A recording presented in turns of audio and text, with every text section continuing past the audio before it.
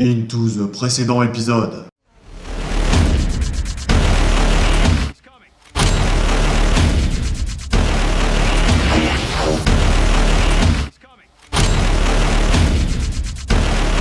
Qu'est-ce que vous foutez chez moi?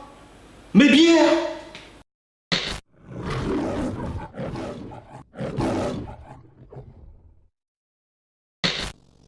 Je suis Stormtrooper depuis 15 ans et j'ai un problème.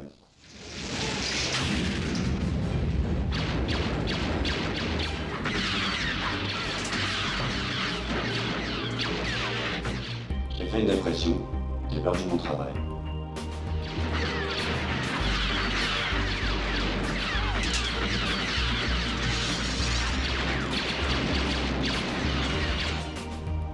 Heureusement, j'ai découvert les opticiens de Tatooine et ma vie a changé.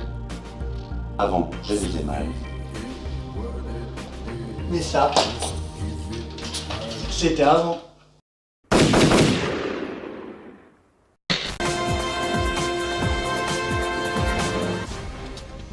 Madame, monsieur, bonsoir. C'est après plus de 30 heures au bloc opératoire que la constipation de Godzilla a enfin pu être soignée. Le chirurgien John Stifler aurait déclaré, je cite, « Il n'y a pas de lézard ». Contrairement à une idée largement répandue, la langouste se nourrit exclusivement de fruits de mer. Ce qui ne l'empêche pas de rester très humaine. Avec son espace modulable à l'infini, le TARDIS est le véhicule idéal pour toute la famille. Et même pour toi, Amélie. Le voyage dans l'espace ne sera jamais aussi agréable qu'à bord du nouveau TARDIS. Disponible uniquement en coloris bleu, offre soumise à condition dans le réseau de magasins participants. L'abus de voyages spatiaux est dangereux, à consommer avec modération. Pour votre santé, mangez 5 fruits et légumes par jour, on sait pas pourquoi, mais dans le doute, il vaut mieux le faire.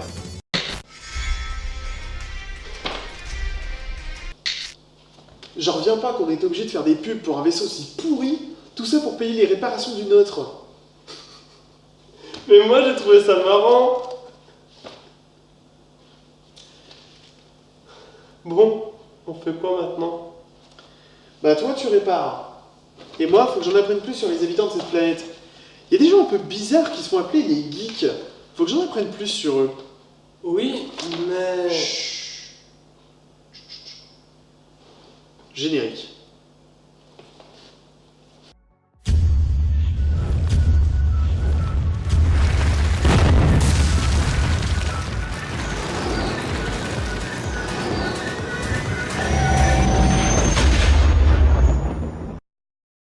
Salut les amis et bienvenue dans ce nouvel épisode d'LH Geek. Avant de commencer, j'aimerais vous parler de plusieurs choses. La première, comme vous avez pu le remarquer, la vidéo sort avec un petit peu de retard, notamment à cause d'un petit problème technique. Le fil du micro étant mal branché, il a fallu tout retourner une deuxième fois.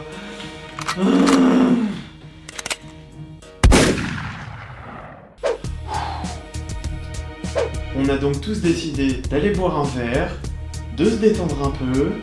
Smoke weed every day. On a ouvert nos chakras et on a refait tous les plans. Bref, pour commencer dans les mois à venir, le rythme des vidéos va s'accélérer puisque je vais vous proposer 2 épisodes hors série. Le premier qui portera sur la vie étudiante et le second sur ce que fait la ville du Havre concernant le handicap. Comme vous avez pu le remarquer, je suis moi-même à roulette, ce qui fait de moi une PMR, une personne à mobilité...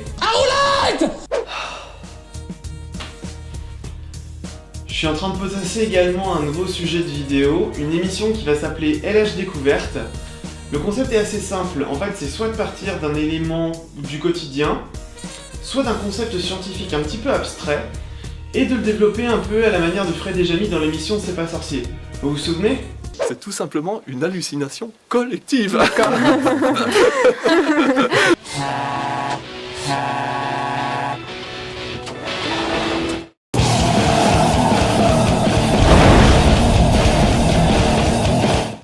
L'idée de vous faire découvrir plein de petites choses sur votre quotidien, et peut-être de vous surprendre en vous montrant que des concepts aussi abstraits que la théorie de la relativité d'Einstein, en fait vous utilisez les dérivés de cette science tous les jours. Mais revenons-en à nos geeks si vous le voulez bien. Le moins qu'on puisse dire dans la région, c'est que la communauté des geeks est particulièrement active. En témoigne le nombre important d'événements et de manifestations en rapport avec cette culture. Par exemple, la Turtle Geek Convention. C'est dans cette commune, à quelques kilomètres du Havre, que les 30 septembre et 1er octobre prochains, vous avez rendez-vous avec tout ce qui fait la saveur des geeks. Ça va du rétro gaming aux technologies les plus récentes, le cosplay et plein de manifestations assez intéressantes. Il y aura également quelques youtubeurs célèbres. J'ai nommé Antox Colaboy,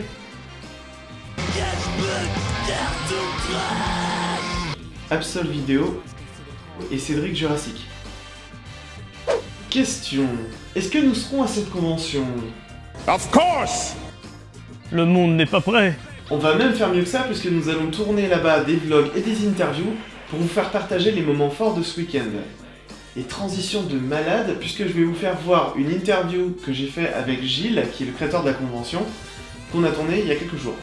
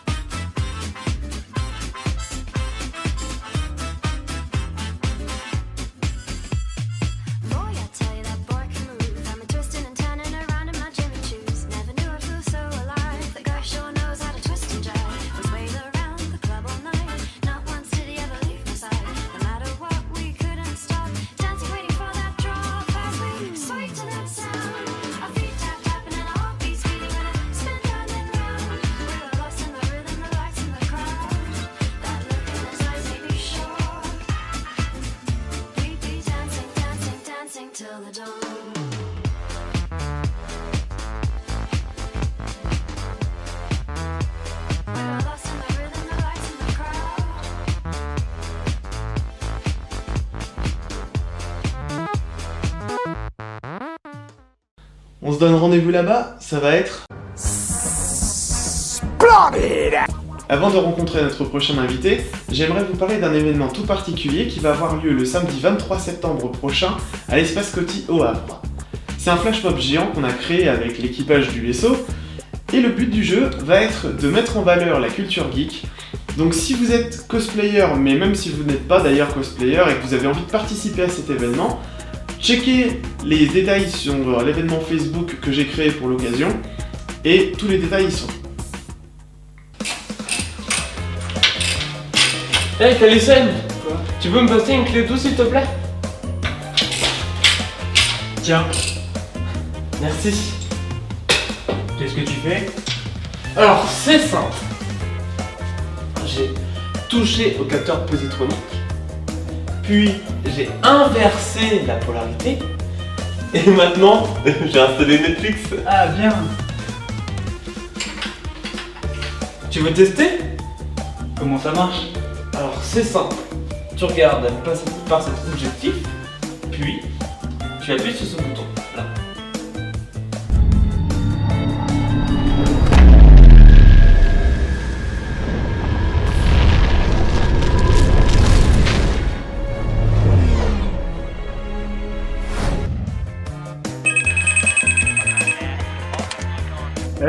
Les gars, qu'est-ce qui est jaune et qui attend? Cispero! Perdu!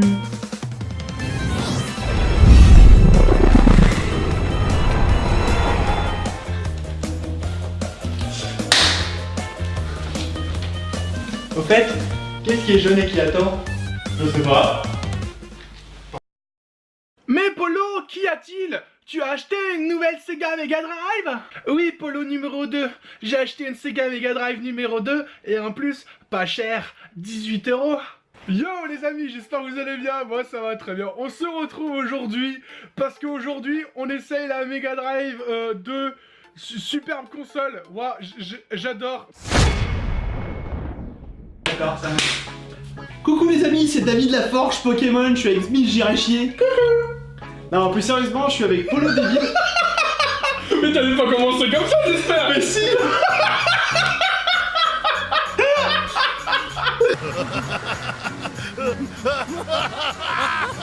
Salut les amis, c'est Turen Lafarge Pokémon, je suis avec Smith Girachier. J'étais pas prêt, je suis en train de faire le con avec mon bide. Damn les gens, c'est T-Switch, boum. Salut tout le monde les amis, c'est David Lafarge Pokémon, je suis avec Smith Girachier. Coucou. Non, plus sérieusement, je suis avec Polo Débile, donc un youtubeur de la région. Tu vois. Polo, bonjour. Bienvenue sur BFM TV. Non, plus sérieusement, donc je vais vous présenter Polo Débile pour cette, pour cette interview. Donc c'est un youtubeur qui a plus de 10 000 abonnés quand même, donc ça, tu pèses dans le game. YouTube monnaie. Ouais, carrément. Avec un total cumulé sur sa chaîne de plus d'1,6 million, donc 1 600 000 vues, donc c'est pas mal, hein, franchement. Ça va, ça passe, ça va. T'es actif sur cette chaîne depuis 2015 c'est ça, juillet 2015. D'accord. Donc, et donc tu proposes quoi sur ta chaîne? Bah en fait, moi c'est plutôt du côté rétro gaming, donc les vieilles consoles de jeux. Donc je fais des live vide-grenier, c'est-à-dire qu'en fait je vais dans les vide-greniers le dimanche matin, je me lève à 5h du matin et je filme un peu mes trouvailles. Et après je présente mes achats, que ça soit ouais, toujours rétro gaming et par moment un petit peu de nouvelle génération comme la PS4, la Xbox et tout quoi. Et donc t'as différents formats ou c'est toujours les mêmes formats de vidéos que tu présentes sur ta chaîne? Bah la plupart du temps c'est toujours du facecam, ça va être ouais, les live vide-grenier, les achats hebdo. Je vais faire un petit peu de vlog. Et sinon, comment t'es venu l'inspiration? Comment t'as eu envie de te dire tiens, je vais me lancer sur YouTube, j'ai envie de faire des vidéos? Bah en fait, j'ai une première chaîne qui est Polo76 et je l'ai commencé en mars 2014 si je me trompe pas.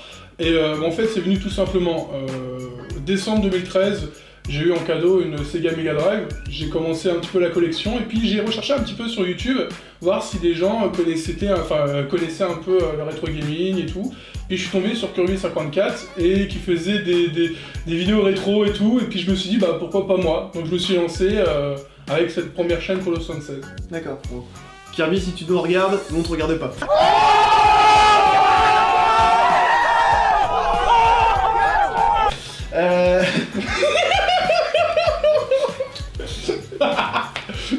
Je t'aime Kirby54. Je te lave. Moi aussi, je t'aime. Ouais. Même si tu veux porter plainte contre moi. Bon, sinon, au-delà de Kirby54, qu'est-ce que tu penses des autres youtubeurs collectionneurs, de ce qu'ils font, de leur façon de présenter, etc. Bah, il y en a beaucoup. En fait, il y a eu une mode et il y en a eu. Enfin, il y en a beaucoup qui font des vidéos rétro. Après, vous avez tout, hein. Vous avez des personnes qui vont être vraiment sincères, qui sont en mode on s'emballe un peu les steaks, on est en mode tranquille, sans prise de tête, genre moi. Vous allez aussi des personnes qui sont très bien habillées, vraiment très bien pro, très cadrées. Oui, bon, le plat et papa. Ouais. Et donc, et je bleu que Gabriel hein. Mais ouais. Ah, mais je me disais aussi. Mais ouais. Ah, bah non, Bah ouais. Et sinon, j'ai vu aussi que t'avais créé une convention. Ouais, la Crochet Geek Convention. Bah ouais, cette année, c'était en mars là, 2017. Et bah ça a ramené quand même pas mal de personnes. Ça fait combien de visiteurs? 2772. Vraiment, précis, tu vois.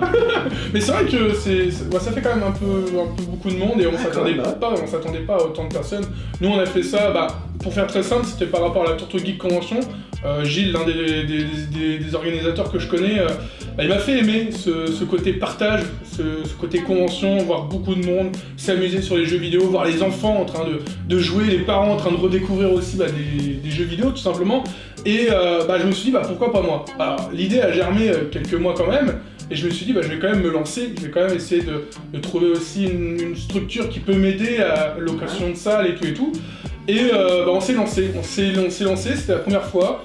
On s'attendait à quoi? À 1000 personnes grand maximum.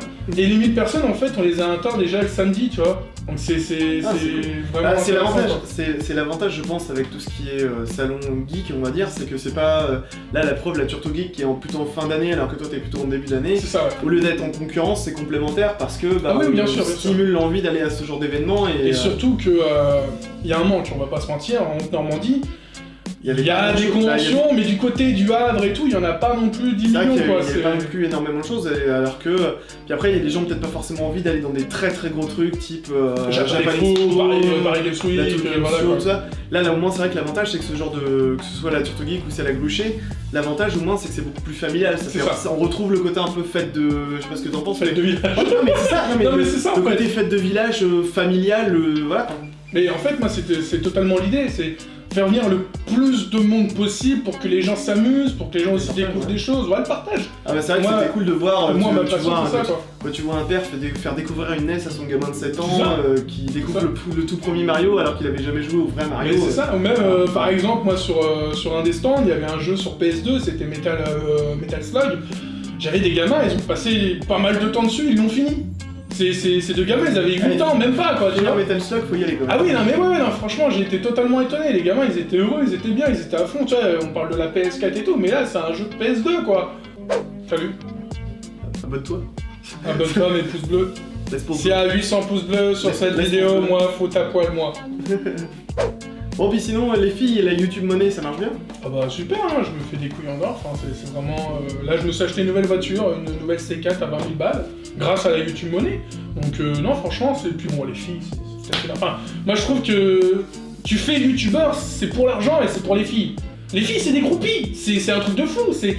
T'es moche, t'es gros, mais ils sont là, ils sont à fond, tu vois. T'es une rockstar, en fait. Mais c'est ça, tout à fait.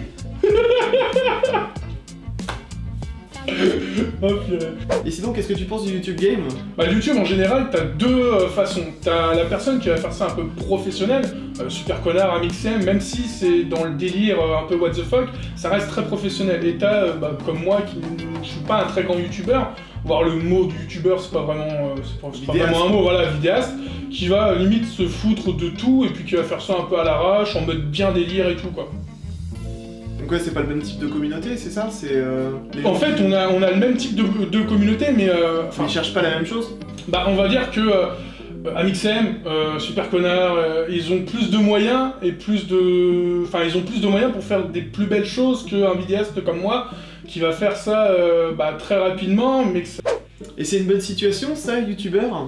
Mais vous savez, moi je crois pas qu'il y ait de bonnes ou de mauvaises situations. Alors, à mon échelle, je gagne 30 balles par mois, donc c'est vrai que c'est pas... voilà, on peut pas parler de situation comme salaire, mais c'est vrai que non, c'est pas une très bonne situation, que ça soit youtubeur, quand vous faites 1 million de vues, vous pouvez soit gagner 10 € ou 100 € ou 150 € par exemple. Le problème de YouTube, c'est que là actuellement, il y a un problème. Avec les algorithmes. Voilà, avec les algorithmes, mais surtout, ils démonétisent des vidéos qui n'ont pas à être démonétisées. En fait, je sais pas, tu marques un mot bizarre, je sais pas, un mot... je sais pas, n'importe quel mot, et l'ordinateur de YouTube va te démonétiser cette vidéo parce qu'il y a ce mot-là précis. Et en fait, derrière, il faut que toi-même, tu t'envoies une requête à YouTube pour qu'il fasse manuellement la monétisation de la chose. Parce que du coup, la majorité de tes vues, tu viens déjà de les faire, c'est pour ça. C'est ça. Et pareil, quand tu veux un... Moi, j'ai des amis youtubeurs qui gagnent un peu plus, qui ont quand même de grandes communautés.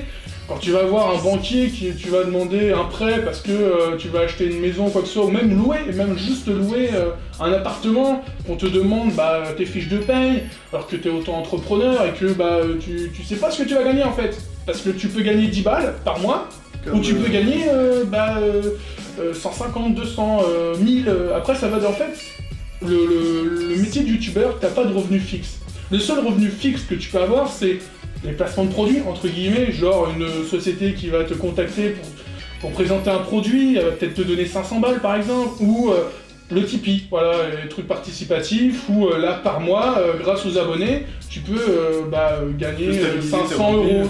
Bon, 500 € c'est pas énorme, 500 € plus 50 € de YouTube, plus à droite, à gauche, effectivement, c'est pas vivable.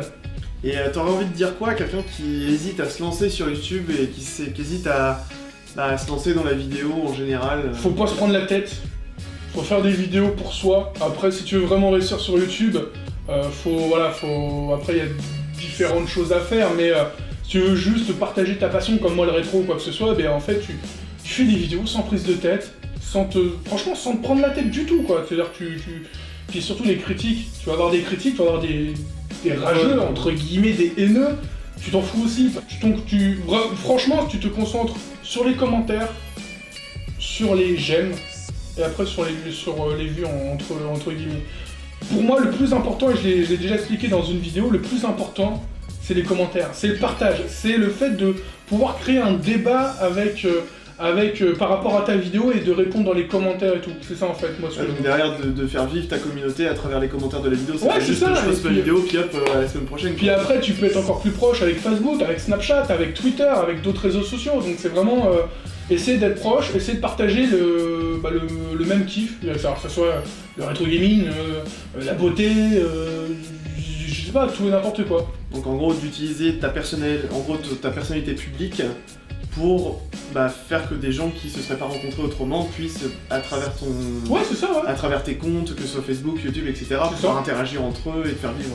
Bah oui, sans YouTube, moi j'aurais pas rencontré des amis collectionneurs. J'aurais pu, là je vais aller dans le Nord, je vais passer une semaine dans le Nord chez des amis qui m'ont connu par rapport à YouTube. Donc au départ c'était des abonnés, c'est devenu des amis. Et je vais pouvoir aller voir leur collection. Et voilà, c'est une rencontre. C'est rencontrer les gens, partager la passion, faire des vides-greniers avec des abonnés. Ça m'arrive quand je vois un abonné qui me reconnaît, oh vas-y viens on va faire les vides-greniers ensemble. Tout simplement, voilà.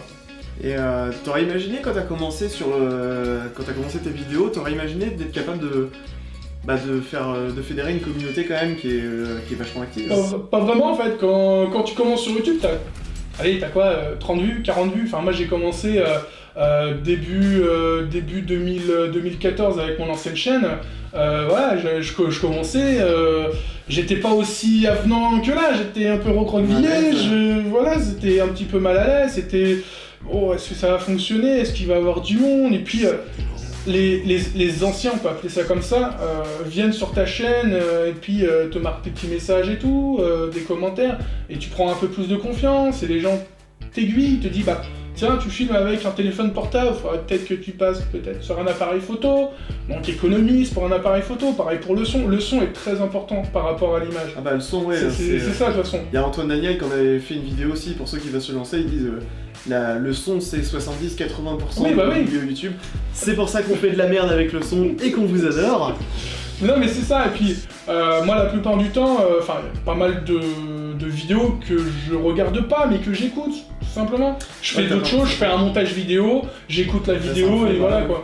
Je pense que tout le monde est comme ça, il y a pas mal de personnes comme ça. C'est vrai c'est plus facile de suivre une vidéo où l'image est pourrie mais le son est bon. C'est ça. Plutôt qu'une super belle image en 4K mais avec un son pourri, quoi. Voilà, c'est ça. Si tu comprends pas le propos, c'est clair.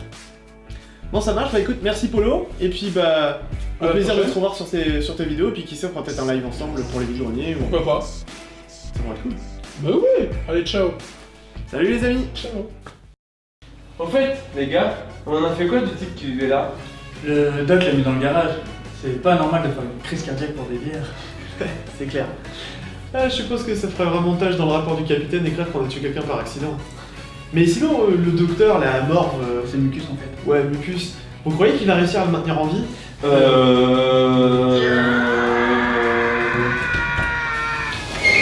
Monsieur, j'ai une bonne nouvelle et une mauvaise. Allez-y. La bonne nouvelle, c'est qu'il a finalement accepté de nous aider. Et la mauvaise? Eh bien, d'un point de vue strictement médical, on peut effectivement lancer qu'il serait légèrement décédé. Quoi? Mec, t'es tellement dans la merde. Mais attendez, comment est-ce qu'il peut nous aider s'il est mort? Ton disque dur est assez gros pour mettre son cerveau dedans. En 15 ans de carrière, j'en ai vu des cons. Mais celui-là, c'est un précurseur. Je l'ai stocké entre l'intégrale de Dexter et le dernier album de Dorothée.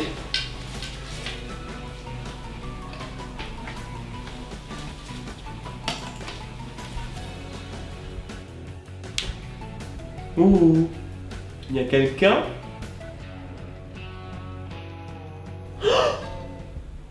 Mes chers amis, voici qui clôture ce nouvel épisode de l'Âge Geek. Merci de l'avoir suivi. Abonnez-vous à la chaîne, suivez-nous sur Facebook pour pas manquer les prochaines vidéos. Un énorme big up à Océane pour m'avoir aidé à installer le décor. On se retrouve la prochaine fois. C'était Turen. Bonjour.